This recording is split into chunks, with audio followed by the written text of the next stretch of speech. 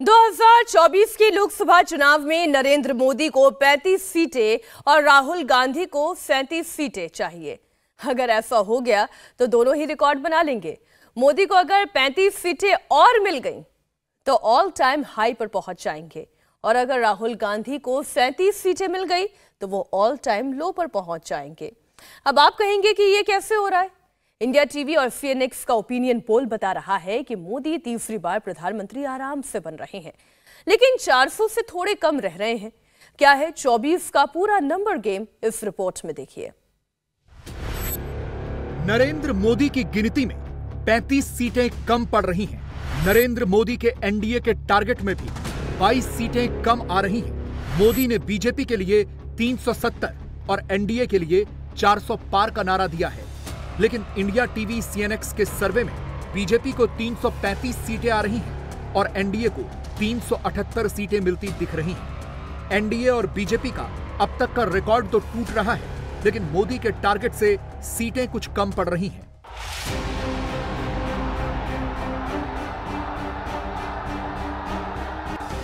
सवाल यह है कि हिंदी बेल्ट की 225 सीटों पर 96% स्ट्राइक रेट के बावजूद 400 सीटें क्यों नहीं आ रही? यूपी में 80 में से 78 सीटों के बावजूद मोदी के टारगेट से सीटें कम क्यों हैं? 8 राज्यों में क्लीन स्वीप करने के बाद भी एनडीए 400 सीटों के टारगेट से पीछे क्यों है? पश्चिम बंगाल और बिहार में भी अच्छा स्कोर करने के बाद भी 400 की राह में क्या अड़ंगा है? साउथ में ऐतिहासिक प्रदर्शन पर रहने के बाद भी बीजेपी 370 पर क्यों नहीं पहुंच रही? मोदी के सामने सारे विरोधी फीके पड़ गए, एक एक सीट को तरस गए, फिर भी मोदी 400 तक क्यों नहीं पहुंचे? सर्वे कुछ भी बता रहे हैं, लेकिन नरेंद्र मोदी जहां भी जा रहे हैं सिर्फ और सिर्फ 400 का टारगेट दे रहे हैं। मोदी का एक ही नारा है, अब की बार 400 पार। लेकिन यह होगा कैसे? इतनी विशाल संख्या में आपका यहां आना, ये पूरब का मूड दिखाता है। उड़ीसा का संकल्प क्या है, ये आज साफ साफ नजर आ रहा है। और ये संकल्प है अब की बार 400 पार, अब की बार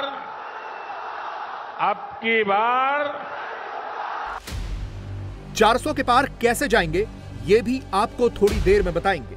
लेकिन सबसे पहले इंडिया टीवी सीएनएक्स के ओपिनियन पोल में फाइनल नंबर क्या है, ये देख लेते हैं। ओपिनियन पोल में एनडीए को 378 सीटें मिल सकती हैं। इंडिया अलायंस 98 सीटों पर रह सकता है, जबकि 67 सीटें अन्य के खाते में जा सकती हैं।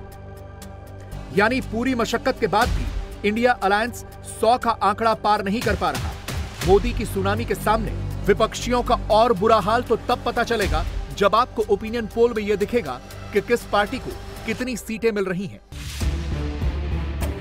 ओपिनियन पोल में बीजेपी को पिछली बार से 32 सीटें ज्यादा यानी 335 सीटें मिलती दिख रही हैं, जबकि कांग्रेस को पिछली बार से 15 सीटें कम सिर्फ 37 सीटें मिल रही हैं। आम आदमी पार्टी को सिर्फ 6 सीटें, टीएमसी को 21, सपा को 2, बसपा को 0, आरजेडी को 4, जेडीयू को 12, डीएमके को 20 और अन्य के खाते में 106 सीटें जाती दिख रही हैं। यानी अखिलेश, तेजस्वी, मायावती, उद्धव ठाकरे, अरविंद केजरीवाल कोई भी डबल डिजिट तक जाता नहीं दिख रहा। यह स्कोर कार्ड देखकर तो ऐसा लगता है कि कांग्रेस की ऐतिहासिक तौर पर सबसे ज्यादा खराब परफॉर्मेंस आने वाली है। लेकिन आपको जानकर हैरानी होगी कि मोदी के सारे विरोधियों के फेल होने के बाद भी एनडीए 400 के पार नहीं पहुंच रहा और मोदी की पार्टी भी 370 से पीछे रह जा रही है। यह हाल तब है जब हिंदी बेल्ट में एक तरह से मोदी क्लीन स्वीप करते दिख रहे हैं। सीएनएक्स के ओपिनियन पोल में बीजेपी मध्य प्रदेश की सभी 29 सीटें जीतती दिख रही है। छत्तीसगढ़ की 11 में से 10 सीटें बीजेपी को मिल सकती हैं। राजस्थान में भी सभी 25 सीटें मिल सकती हैं। यूपी में 80 में से 78 सीटें एनडीए को मिल सकती हैं। उत्तराखंड में सभी 5 सीटें बीजेपी जीत सकती है। हिमाचल की भी सारी 4 सीटों पर क्लीन स्वीप कर सकती है। हरियाणा की भी सारी 10 सीटें बीजेपी के खाते में जा सकती हैं। इसी तरह दिल्ली की 7 सीटें भी बीजेपी को मिल सकती हैं। बिहार में एनडीए 40 में से 35 सीटें जीत सकता है और झारखंड की 14 में से 13 सीट एनडीए को मिल सकती हैं। हिंदी बेल्ट के इन 10 राज्यों में लोकसभा की 225 सीटें हैं, जिनमें से बीजेपी को 216 सीटें मिल सकती हैं। ये 2019 की परफॉर्मेंस से भी बेहतर है, तब बीजेपी को 202 सीटें मिली थी। यानी ये साफ दिख रहा है कि हिंदी बेल्ट में बीजेपी अपनी मैक्सिमम सीटें जीत रही है और यही उसका सबसे बड़ा स्कोरिंग ग्राउंड है। लेकिन इसके बाद भी बीजेपी 370 सीटों तक नहीं पहुंच पा रही। अब सोचिए कांग्रेस का कितना बुरा हाल है कि राहुल गांधी की तमाम कोशिशों के बाद भी हिंदी बेल्ट की 225 सीटों में से कांग्रेस को सिर्फ 2 सीटें मिलती दिख रही हैं। उसे तो पूरे देश में सिर्फ 37 सीटें मिलने का अनुमान है।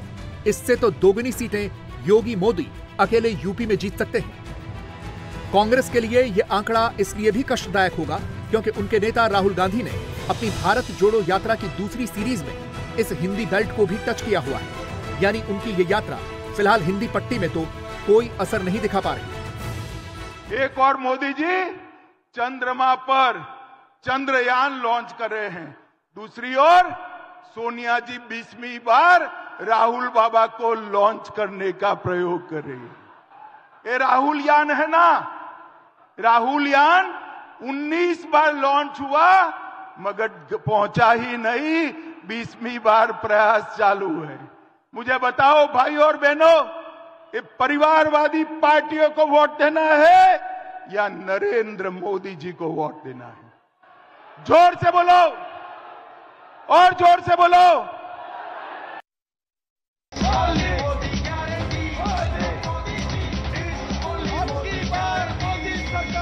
ईस्टर्न इंडिया यानी पूर्वी भारत एक ऐसा इलाका है जहां मोदी फंस सकते थे, लेकिन सीएनएक्स के ओपिनियन पोल से लगता है कि मोदी को पूर्वी भारत में जबरदस्त सफलता मिल सकती है।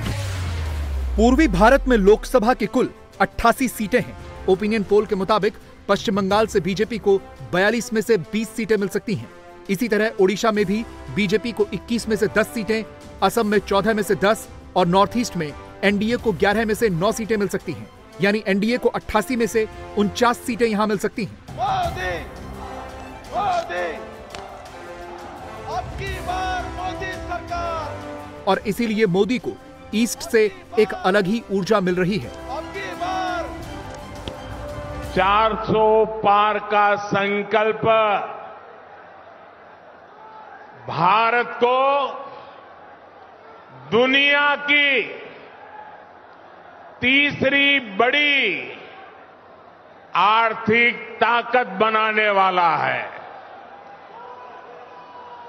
400 पार का संकल्प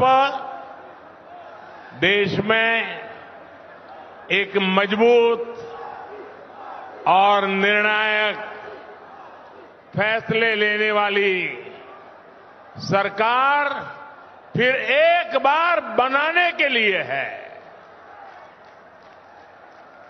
400 पार का संकल्प किसान, नौजवान, नारी शक्ति और गरीबों का जीवन बदलने के लिए है। इसमें पूर्वी भारत की, ओडिशा की बहुत बड़ी भूमिका होने वाली है। भारत के पश्चिमी हिस्से यानी वेस्टर्न पार्ट से तो मोदी खुद आते हैं। गुजरात में तो कभी कोई दिक्कत न थी और न है। महाराष्ट्र में भी मामला एक तरफा था, लेकिन 2019 के बाद से अब तक महाराष्ट्र में बहुत कुछ बदल चुका है। उद्धव विरोधी हो गए, पार्टी भी टूट गई। शरद पवार के भतीजे भी पार्टी तोड़कर मोदी के साथ हैं। ऐसे में स्थिति बहुत इंटरेस्टिंग है। पश्चिम भारत में लोकसभा की कुल 76 सीटें हैं, जिनमें सबसे ज्यादा 48 सीटें महाराष्ट्र में हैं। सीएनएक्स का पोल बता रहा है कि एनडीए को महाराष्ट्र में 35 सीटें मिल सकती हैं, जबकि गुजरात की सारी 26 सीटें एक बार फिर मोदी को मिल सकती हैं। इसके अलावा गोवा की भी दोनों सीटें बीजेपी जीत सकती है। यानी अभी महाराष्ट्र में मोदी का स्कोप है, यहां नतीजा और बेहतर हो सकता है। इसीलिए महाराष्ट्र पर मोदी का खास तौर पर फोकस है। महाराष्ट्र में जाकर खुद मोदी के सबसे भरोसेमंद सिपहसालार समझा रहे हैं कि प्रधानमंत्री चुनने से पहले बायोडेटा देख लेना। मित्रों, गलती मत करना। आप जब इंटरव्यू देने जाओगे तो आपका बायोडेटा कोई देखेगा या नहीं देखेगा? देखेगा या नहीं देखेगा? कितने मार्क्स आए हैं, एसएससी में क्या हुआ, 12th में क्या हुआ, फाइनल एमबीबीएस में क्या हुआ, देखेगा या नहीं? तो आपको देश का प्रधानमंत्री बनाना है, बायोडेटा देखोगे या नहीं देखोगे? देखोगे क्या नहीं देखोगे? बायोडेटा देख लेना। आपकी चॉइस केवल और केवल नरेंद्र मोदी होगी और कोई नहीं। भारत माता की, भारत माता की। लेकिन मोदी को सबसे ज्यादा जोर लगाना है दक्षिण भारत में, जहां लोकसभा की 130 सीटें हैं और मोदी के पास सिर्फ 29 सीटें हैं। मोदी निश्चित तौर पर अपना स्कोर बढ़ाना चाहते हैं, अपने लिए स्कोप तलाश रहे हैं। इसीलिए साउथ इंडिया पर मोदी का सबसे ज्यादा फोकस है। सीएनएक्स का ओपिनियन पोल बता रहा है कि मोदी को चुनावों में इसका फायदा भी मिल सकता है। पोल के मुताबिक साउथ इंडिया की 130 सीटों में से एनडीए को 38 सीटें, इंडिया अलायंस को 60 सीटें और अन्य पार्टियों के खाते में 32 सीटें जा सकती हैं। कर्नाटक में मोदी की पार्टी 22 सीटें जीत सकती है। इसके अलावा केरल और तमिलनाडु में पहली बार खाता भी खुल रहा है। केरल में बीजेपी को 3 सीटें और तमिलनाडु में 4 सीटें मिल सकती हैं। इसके अलावा तेलंगाना में बीजेपी को 5 सीटें मिल सकती हैं। लेकिन आंध्र प्रदेश में बीजेपी के पास अलायंस करने के अलावा कोई दूसरा रास्ता नहीं है। यहाँ बीजेपी का स्कोर 0 रह सकता है। यानी साउथ इंडिया से बीजेपी के लिए गुड न्यूज तो है, लेकिन अभी भी बहुत ज्यादा गुंजाइश बाकी है और देश का यही एकमात्र हिस्सा है जहां बीजेपी की सीटें कम रह सकती हैं। यानी 400 की राह में अगर कोई रोड़ा है तो वो साउथ इंडिया ही है। आप जम्मू कश्मीर से लेकर तमिलनाडु तक देखिए, जहां जहां परिवारवादी पार्टियां राज कर रही हैं, वो परिवार तो मजबूत हुआ, लेकिन वो राज्य बर्बाद हुआ है कि नहीं हुआ है? जब मैं कहता हूं कि परिवारवाद लोकतंत्र के लिए खतरा है, तो ये लोग जवाब नहीं देते हैं। उस उल्टा क्या कहते हैं? ये कहते हैं मोदी का कोई परिवार ही नहीं है। क्या परिवार वालों को चोरी करने का लाइसेंस मिल गया है क्या? ना तुम्हारा परिवार है इसलिए चोरी करने की छूट? क्या तुम्हारा परिवार है सत्ता पर कब्जा करने की छूट? और ऊपर से लोग क्या कहते हैं? मोदी के साथ हमारी विचारधारा की लड़ाई है। अब बताओ भाई, वो कहते हैं हम परिवार वाले सब करेंगे और मोदी को परिवार नहीं है। क्या ये विचारधारा की लड़ाई है क्या? और अगर ये विचारधारा की लड़ाई है तो मैं बताता हूं विचारधारा की लड़ाई क्या होती है।